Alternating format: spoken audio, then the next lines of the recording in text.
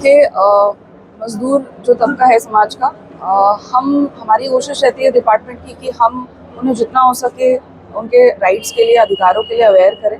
पर जो कुछ चीज़ें हैं जो शायद इतना जागरूकता नहीं है लोगों को, वो ये है कि जैसे कुछ हमारे अधिकार हैं मिनिमम वेजेस का, लोगों को पता होना चाहिए, मजदूरों को पता होना चाहिए कि उन्हें अपने जो स्किल है उसके हिसाब से ही वेजेस मिल रही है। जैसे अगर कोई अनस्किल्ड है तो उसे JNK में अगर प्रोजेक्ट्स में काम कर रहे हैं तो उनकी 311 से उन्हें नीचे ना मिले। अगर कोई सेमी स्किल्ड है तो 400 से नीचे ना मिले।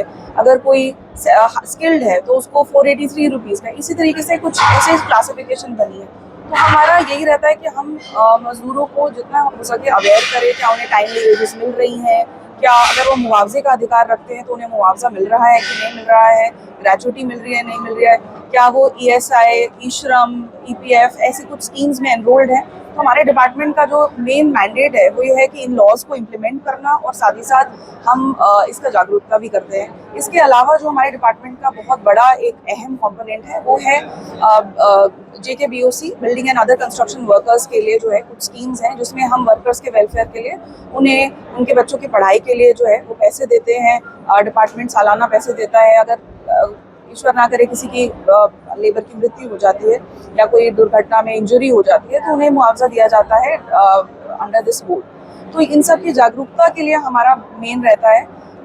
आज रियासी में हमारे कुल आई थिंक 12,000 के करीब हमारे पास रजिस्टर्ड वर्कर्स हैं।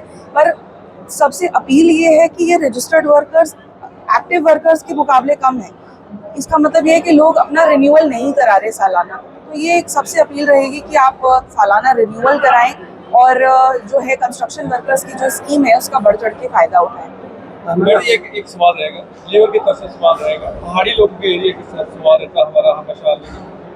जो लोग कंट्रैक्टर होते हैं और क्या करते हैं, सब कंट्रैक्टर में आगे काम दे देते हैं, लेकिन उनकी जो लेबर जो पेमेंट होती है वो जो मेन कंट्रैक्टर होता है वो पेमेंट दे देता है सब कंट्रैक्टर वाले को, लेकिन वो खा के चले जाता है और लोग बहुत सारे पहाड़ी लोग मारा मारा करते हैं। उसके लिए क्या संदेश देंगे?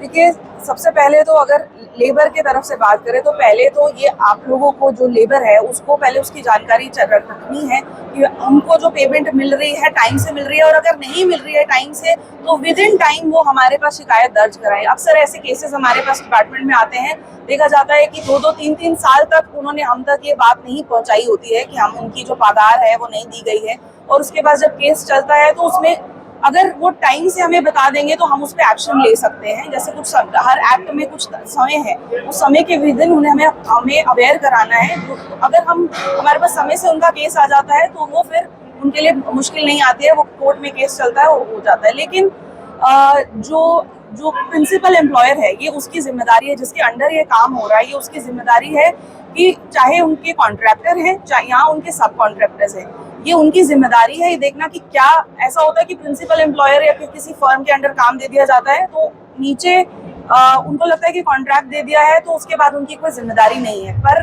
As per contract labour act उनकी ये जिम्मेदारी बनती है कि उनको देखना है कि क्या वेजेस टाइम पे मिल रही हैं, मंथली टाइमली वेजेस मिल रही हैं।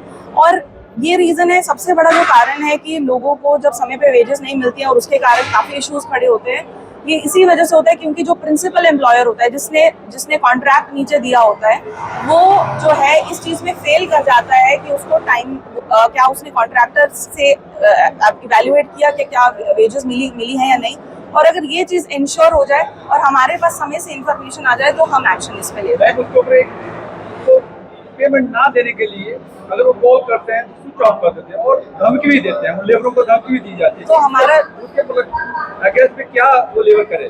हमारे पास ऐसे अगर केसेस आते हैं तो हम एज जुडिशियल जो क्वाज़ी जुडिशियल पावर्स हैं हमारे पास, हम उसके थ्रू हमें नोटिस निकालते हैं और टाइमली आएगा। मैं अगेन उस पर से एम्फेसाइज करी कि टाइमली हमारे पास अगर कंप्लेंट आए तो हम उस पर नोटिस निकालेंगे। उन्हें हमारे कोर्ट में जो है वो पेशी दिन आना पड़ता है, पेश होना पड़ता है, और उसके बाद फिर उन दोनों पार्टीज की सुनवाई होती है और उसके बाद अगर केस चलता है तो फिर उनके जो है पीसफुल रेजोल्यूशन कर दिया जाता है। किसी के पास 2,000, किसी के पास 10,000 वो कैसे ऐसे सफर कैसे करेगा वो कैसे इतने चक्कर ऑफिस में लगाएगा? तो आपको ऑफिस में आप हमें मेल कर दीजिए। आज तो इलेक्ट्रॉनिक मीडिया का जमाना है, आज आप हमें मेल भी कर दें। हमारे पास बहुत सी कंप्लेंट्स होती है, वो मेल पे आती है, और वो कंप्लेंट्स जो ऑफिस में आती है या वो कंप्लेंट्स जो मेल पे आती है, आप हमें डायरेक्टली हमारे ऑफिस में या मुझे डायरेक्टली अगर इन्फॉर्म कर दिया जाए तो वो भी उसका भी रेजोल्यूशन जो है वो हम कर देंगे। ठीक है। ठीक है।